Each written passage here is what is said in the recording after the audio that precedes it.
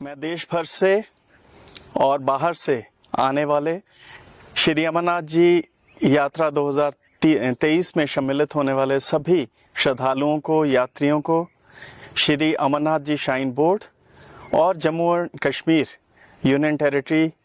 और सरकार की तरफ से हार्दिक अभिनंदन करता हूं, वेलकम करता हूं। सबसे पहले मैं ये बताना चाहूँगा कि पूरी यूनियन टेरिटरी और श्री अमरनाथ जी श्राइन बोर्ड हमारे सभी श्रद्धालुओं को यहाँ आमंत्रित करते हैं और उनको रिसीव करने के लिए पूरी तरह से तैयार हैं। जैसा कि आप सब जानते हैं कि ये वार्षिक यात्रा इस वर्ष 1 जुलाई से आरंभ हो रही है और ये 31 अगस्त तक चलने वाली यात्रा है।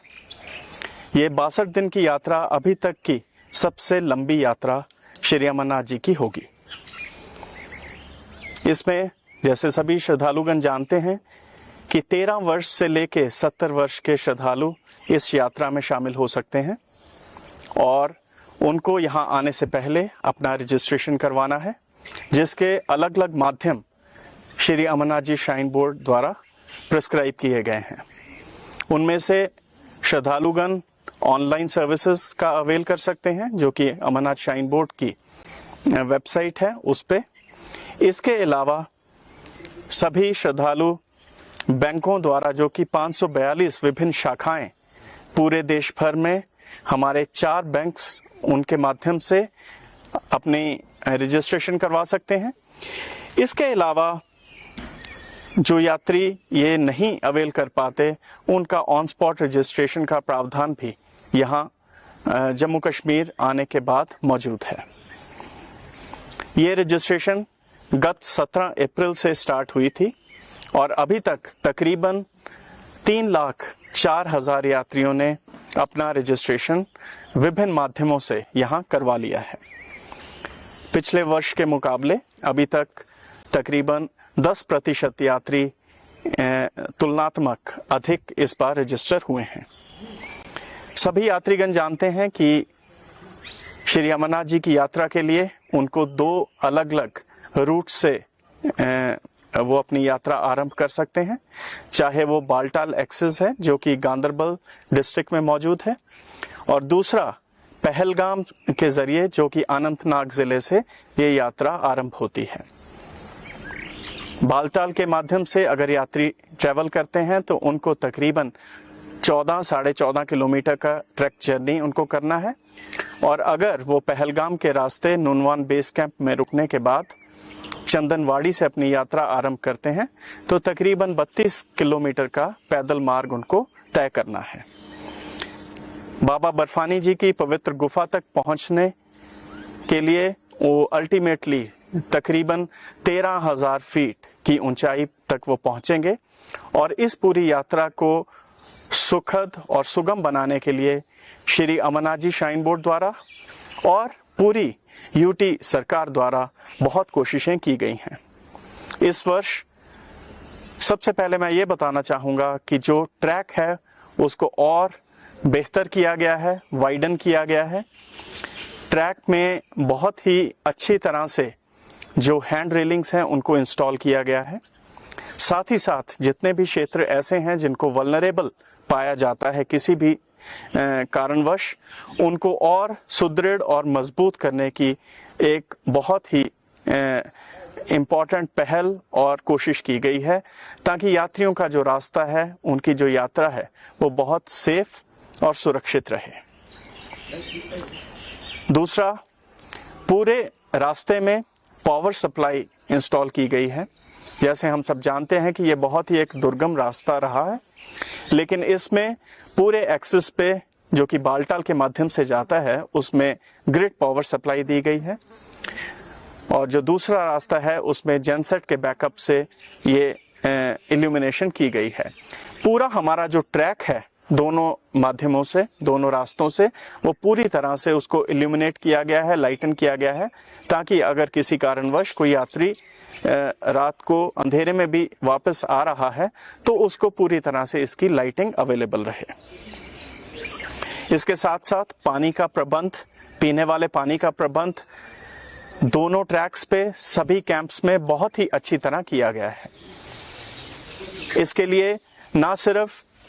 जो पीएचई की वाटर पाइप सप्लाई अरेंज की गई है, बल्कि अलग अलग जगह पे आरओ प्लांट्स को भी इंस्टॉल किया गया है ताकि सभी यात्रियों को इसका लाभ मिल सके। अगर हम हेल्थ फैसिलिटीज की बात करें तो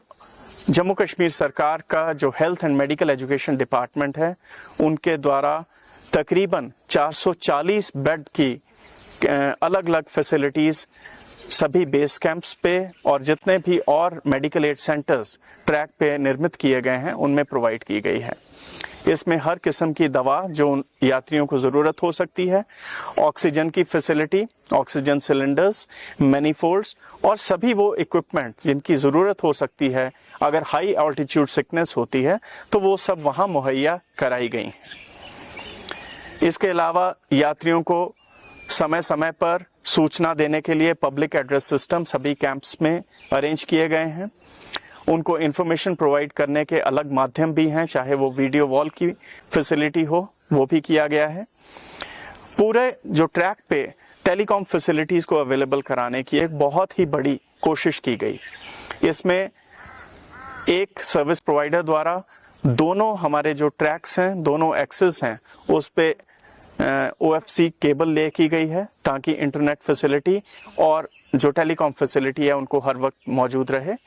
इसी साथ दो अन्य सर्विस प्रोवाइडर्स हैं जो कि ये फैसिलिटीज उनको प्रोवाइड करेंगे।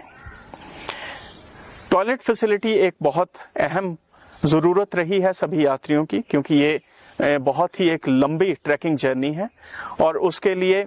ना सिर्फ श्री अमरनाथ जी श्राइन बोर्ड बल्कि हमारा rural development department, municipal corporations, development authorities, उन सब ने एक जॉइंट पहल करके इस वर्ष 5100 के करीब टॉयलेट्स अलग अलग स्थानों पर ट्रैक के साथ साथ अलग अलग हमारे जितने बेस कैंप्स हैं उनमें ऑर्गेनाइज किए हैं। उनको साफ और स्वच्छ रखने के लिए तकरीबन 4000 लोगों को, सैनिटरी वर्कर्स को, उनके सुपरवाइजर्स को एम्प्लॉय किया गया है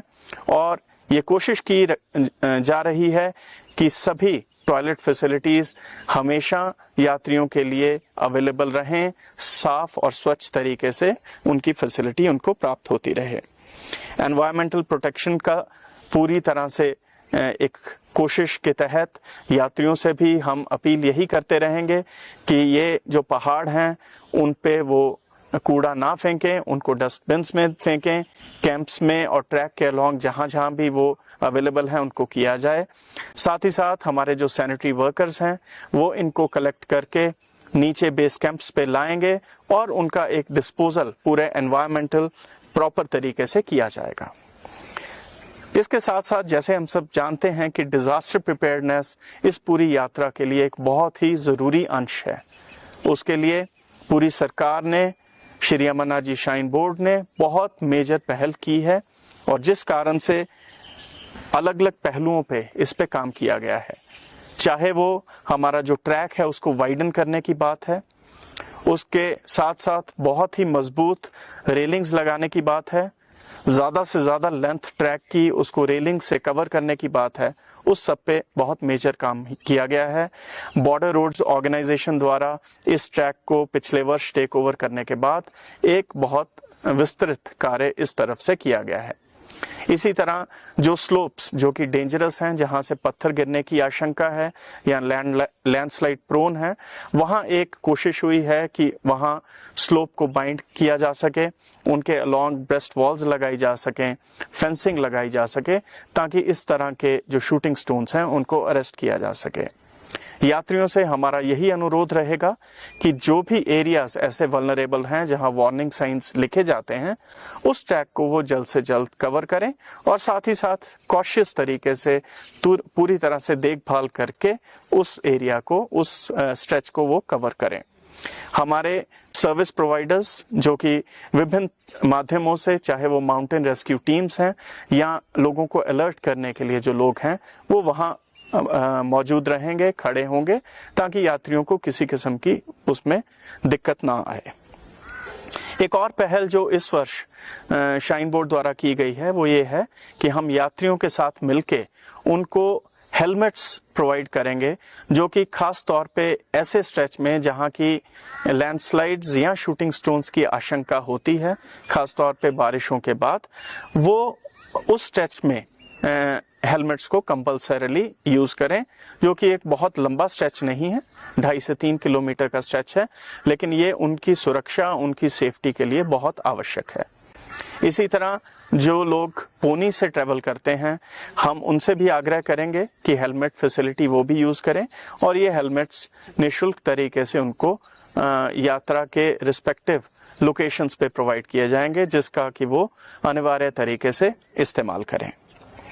हमारी बहुत सी माउंटेन रेस्क्यू टीम्स, जिनकी संख्या 33-34 है, वो पूरे ट्रैक पे मौजूद रहेंगी, ताकि किसी भी यात्री को किसी किस्म की दिक्कत आती है तो उसको एड्रेस किया जा सके, उनको वहां से अगर रेस्क्यू करने की जरूरत है तो किया जा सके, उनको किसी किस्म की मदद, ऑक्सीजन सप्लाई या और किसी किस्म की सपोर्ट देनी है तो वो उसके लिए हमेशा तत्पर और मौजूद रहेंगे। हमारा एक और कोशिश है कि इस वर्ष पिछले साल की जो आपदा हुई उसको देखते हुए श्री अमरनाथ जी श्राइन, उनकी होली केव के आसपास हम यात्रियों को रात के लिए रुकने से मना कर रहे हैं।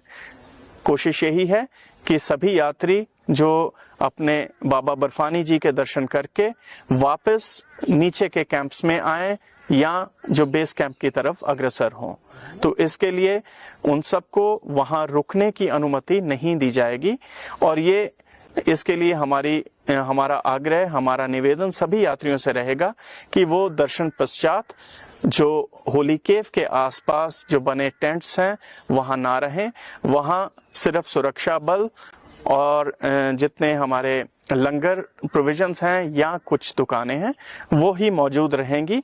और वो उनको सर्विसेज जितनी देर वो वहां हैं वो प्रोवाइड करेंगे, और उसके बाद यात्री अपने दर्शन उपरांत नीचे आ जाएं, ताकि उनको उनकी जो यात्रा है एक सुगम तरीके से चलती रहे और उनको उतनी ऊंचाई पे रुकने की जरूरत ना हो।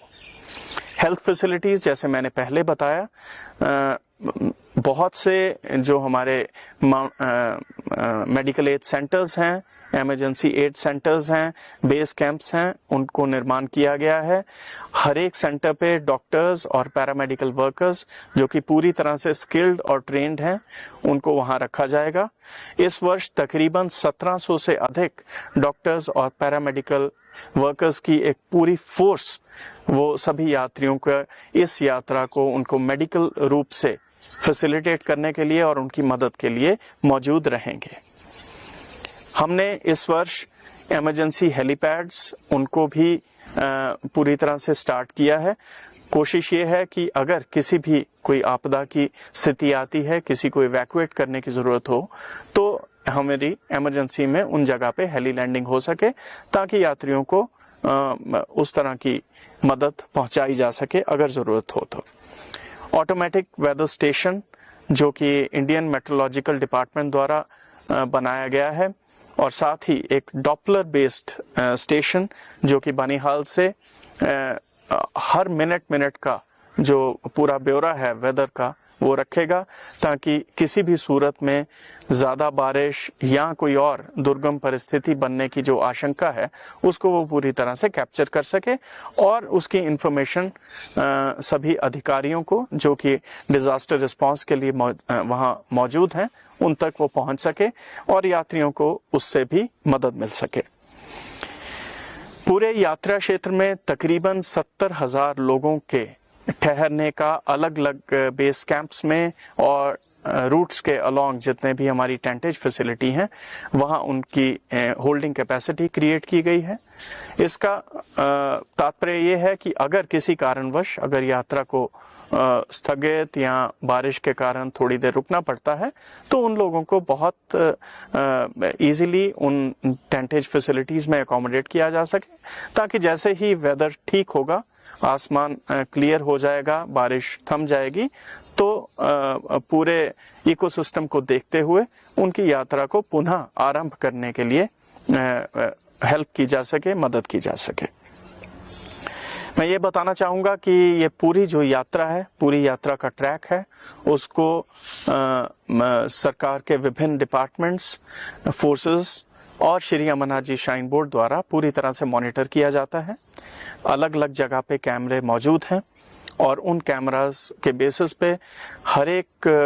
जो स्ट्रेच है उसको अच्छी तरह से देखभाल किया जा सकता है, ताकि कहीं भी कोई दिक्कत हो तो उसको बहुत ही अच्छे कम्युनिकेशन के थ्रू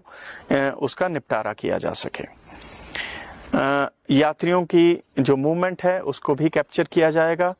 काउंटिंग सिस्टम्स लगाए गए हैं जो कि ऑटोमेटिकली काउंट करते हैं कि किस बेस कैंप से, किस पड़ाव से यात्री कितनी संख्या में आगे निकल गए हैं, ताकि ये एक इंफॉर्मेशन हर वक्त मौजूद रहे। इसके लिए मेरा पुनः सभी यात्रियों से ये आग्रह रहेगा कि वो जब यात्रा आरंभ करते हैं तो जो RFID टैग्स हैं जो कि अनिवार्य हैं यात्रा पे जाने के लिए, मैं पुनः बताना चाहूँगा कि बिना RFID के कोई भी यात्री यात्रा मार्ग पे अपनी यात्रा आरंभ नहीं कर सकता है। इसके लिए उसको RFID टैग, जिसकी की बहुत ही विस्तृत इंफॉर्मेशन, सूचना यात्रियों को अलग अलग माध्यम से, चाहे वो हमारा श्राइन बोर्ड का जो वेबसाइट है उससे, या जो बैंकिंग फैसिलिटीज जहां उन्होंने अपनी रजिस्ट्रेशन करवाई है उन सब जगह से उनको मुहैया कराई गई है, वो इन्फॉर्मेशन उनके पास मौजूद है। जब वो जम्मू कश्मीर में आएंगे तो अलग अलग स्थानों पर, अलग अलग डिस्ट्रिक्ट्स में, उनके पूरे यात्रा रूट पे ये RFID टैग्स प्राप्त करने की उनको फैसिलिटी मौजूद है। और इवन अगर कोई यात्री किसी कारणवश पीछे नहीं ले पाता है तो उसको दोनों बेस कैंप से ये RFIDs मिल सकते हैं, प्राप्त हो सकते हैं।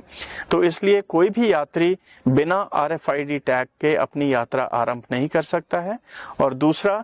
पूरी यात्रा में वो RFID के जो टैग हैं जो कि एक उनको गले में वियर करना है, वो उसको हमेशा पूरी यात्रा में अपने साथ रखें, गले में टांग के रखें, ताकि उनकी जो मॉनिटरिंग है, काउंटिंग है, कहाँ कोई यात्री किस स्ट्रेच में चल रहा है, उस चीज़ का पूरा इंफॉर्मेशन अवेलेबल रह सके, ताकि उनको किसी भी सूरत में कोई भी मदद करनी है तो वो की जा सके। अंततः मैं यही कहना चाहूँगा कि श्री अमरनाथ जी श्राइन बोर्ड और पूरी union territory of Jammu and Kashmir की एडमिनिस्ट्रेशन, इसकी सरकार एक पूरे यूनिट की तरह सभी यात्रियों को यहाँ वेलकम करती है, उनका हार्दिक अभिनंदन करती है, अभिवादन करती है और यही कामना करती है कि उनकी जो यात्रा है वो सुगम हो, सुखदायी हो, सफल हो और जो वो लक्ष्य या जो वो भावना लेके बाबा बर्फानी जी के दर्शन के लिए आ रहे हैं वो बहुत ही सीमलेस और बहुत ही अच्छे तरीके से उनकी पूरी यात्रा संपन्न हो। इसके लिए पूरे कठुआ, जो कि एक एंट्री पॉइंट है हमारा जम्मू कश्मीर का, वहाँ से लेके होली केव तक हर तरह की फैसिलिटी, हर ज़िले में फैसिलिटी वो मौजूद कराई गई है। रहने के सभी डिस्ट्रिक्ट्स में जो एन रूट आते हैं, चाहे वो कठुआ है, सांबा है, जम्मू है, उधमपुर है, रामबन है, श्रीनगर में जो पैंथा चौक पे हमारा सेटअप है और उसके बाद फिर जो सभी बेस कैंप्स हैं वहाँ बहुत ही विस्तृत फैसिलिटीज़ सभी यात्रियों के लिए की गई है। पूरी यूनियन टेरिटरी, यहाँ के सभी लोग, हमारे जो यात्री हैं पूरे देश भर से और विदेश से आते हैं, उन सब का अभिवादन करते हैं, वेलकम करते हैं और यही कामना करते हैं कि उनकी यात्रा यहाँ सफल हो और फिर वो एक बहुत ही अच्छी भावना लेके, एक सुखद अपना अनुभव लेके अपने अपने घरों तक जाएं। यही हमारी भावना है। एक बार पुनः मैं सभी यात्रियों का अभिवादन करता हूं, वेलकम करता हूं as CEO Shri Amarnath ji shrine board.